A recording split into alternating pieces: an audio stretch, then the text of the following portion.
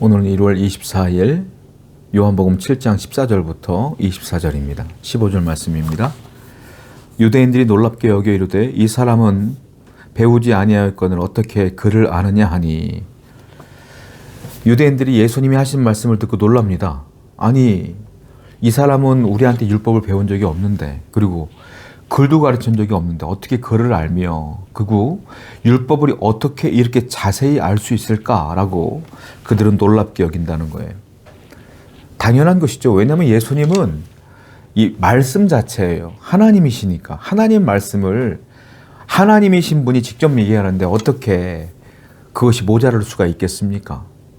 예수님의 말씀의 권세는 지식과 학식으로 나오는 게 아니에요. 바로 예수님 자체, 하나님으로부터 오는 것이다 라는 겁니다. 성도도 마찬가지죠.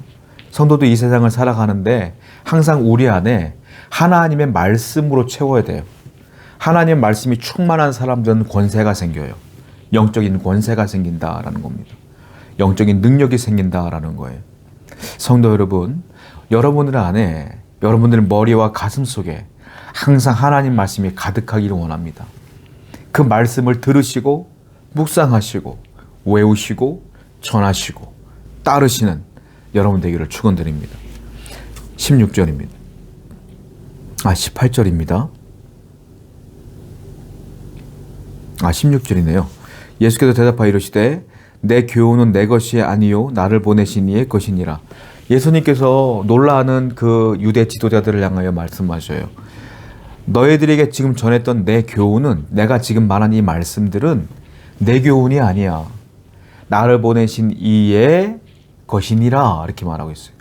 나를 보내신 이가 누구십니까? 하나님이시죠.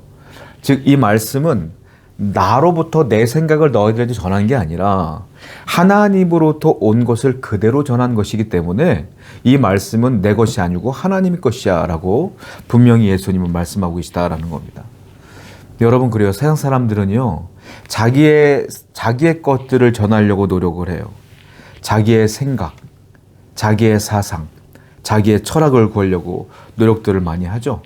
그런데 예수님 뭐라고 말합니까? 아니다, 나는 내 것을 전하는 것이 아니라 하나님의 것을 전한다, 이렇게 말하고 있어요. 그러므로 우리는 알아야 될 게 있어요.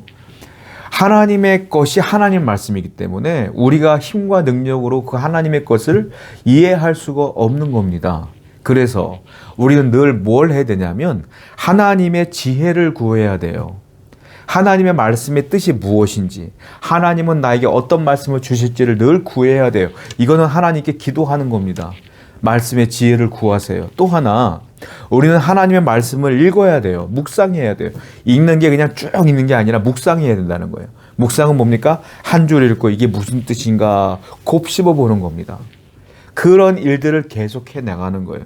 두 가지를 하셔야 돼. 뭡니까? 기도, 또 말씀 묵상.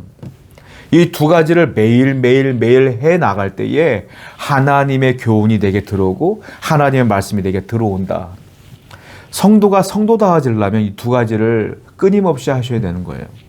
오늘도 여러분들 매일매일 삶 속에 기도와 말씀 묵상의 삶을 매일매일 살아내시길 바랍니다. 그것이 여러분들의 영적인 삶의 가장 큰 중요한 일이기 때문에 그렇습니다. 18절 말씀입니다. 모세가 너에게 율법을 주지 아니하였느냐? 너희 중에 율법을 지키는 자가 없도다. 너희가 어찌하여 나를 죽이려 하느냐? 굉장히 충격적인 말씀을 하셔요. 유대인들 지도자들을 향하여 뭐라고 말하냐면, 야, 너희들은 율법을 받았음에도 불구하고 왜 율법을 지키지 않느냐라고 예수님께서 말씀하신다는 거예요. 그러니까 이들은 굉장히 충격을 받아요. 왜냐하면 나는 율법학자인데, 율법을 지키고 있는데, 율법을 전하고 있는데 율법을 지금 지키지 않고 있다고 말하는 겁니다. 한마디로 말하면 종교 형식에 빠져갖고 너희들은 그 중심이 없다, 이 말이에요. 여러분, 형식이 있고요, 종교 형식이 있고요, 그리고 종교 형식을 따라 살아가는 신앙적 행위가 있죠. 두 가지가 병행돼야 되는 거예요. 형식만 강조하게 되면 율법주의자가 되는 거예요. 구약의 이 유대 지도자들과 같은 거예요. 형식은 잘 지켜요. 그런데 믿음은 없어요. 그런데 내용은, 신앙은요, 사실은 형식 위에 담겨지는 거거든요. 자, 예를 들자면 이런 거죠. 우리가 주일만 되면 주일 예배를 드려야 돼요. 그리고 우리가 절기가 되면 절기 예배를 드려야 돼요. 그리고 예배 형식도 있어요. 예배 순서가 있죠. 그 형식이 있단 말이에요. 자, 내 중심이 없고 내 믿음이 없으면 그걸 그냥 행하는 종교 행위에 불과하게 되는 거예요. 그런데 우리가 그 예배 순서를 지키고 주의를 지키고 하나님께 헌신하고 말씀을 지키려고 할 때에 내가 거기에 진심을 담으면 내 신앙과 형식이 결합되어져서 우리의 믿음과의 신앙이 되는 거죠. 마찬가지예요. 지금 예수님이 말씀하시는 건 너희들은 형식은 잘 지킨다. 그런데 믿음이 없다. 알맹이가 없다. 신앙이 없다. 충격적인 얘기죠. 성도 여러분, 그러므로 우리는 이 종교 행위라는 형식과 그 안에 진심과 중심을 담아내는 신앙의 행위가 같이 결합되어져서 진실된 신앙인의 삶을 살아가야 될 줄로 믿습니다. 24절 말씀이에요. 외모로 판단하지 말고 공의롭게 판단하라 하시니라. 예수님께서 말씀하세요. 외모로 판단하지 마라. 세상 많은 사람들은 외모로 판단을 해요. 보여지는 걸로 판단해요. 그러니까 사람들은 일단은 외모 치장을 중요하게 여기고, 그리고 자기 PR이라고 하죠. 자기를 광고를 잘해요. 나는 이런 사람입니다. 이런 사람입니다. 왜? 사람들은 대부분 겉으로 나타나는 모습을 보기 때문에 그렇습니다. 우리가 이제 직장 면접 볼 때 보면은 뭐 헤어스타일부터 시작하여 얼굴 표정, 말하는 것, 말투, 옷, 매모새 이런 거 얼마나 신경을 씁니까? 사람들은 첫인상을 보거든요. 외모를 보거든요. 그러니까 사람들이 그렇다는 거예요. 그런데 주님은 뭐라고 말해요? 야, 외모로 판단하지 마라. 공의롭게 판단하라. 왜냐하면 하나님은 외모를 판단하지 않아요. 뭘 봅니까? 하나님은 공의롭게 판단하셔요. 이 사람의 중심이 하나님께 있느냐 없느냐를 보신다.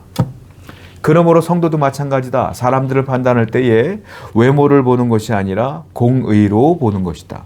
중심으로 보는 것이다. 그러므로 외모로 보고 사람들을 이런 사람은 이런 사람일 거야 라고 극단적으로 판단하지 마시고 항상 기도로 사람을 바라보고 항상 나도 중심을 다하여 하나님께 영광 돌리는 삶을 살아내야 될 줄로 믿습니다. 기도하겠어요. 아버지 하나님 감사합니다. 언제나 하나님의 말씀을 중심으로 살아가게 하시고 하나님의 말씀을 구하기 위해서 늘 기도하고 말씀 묵상에 최선을 다하는 성도 되게 해주옵소서. 예수님의 이름으로 기도드렸습니다. 아멘.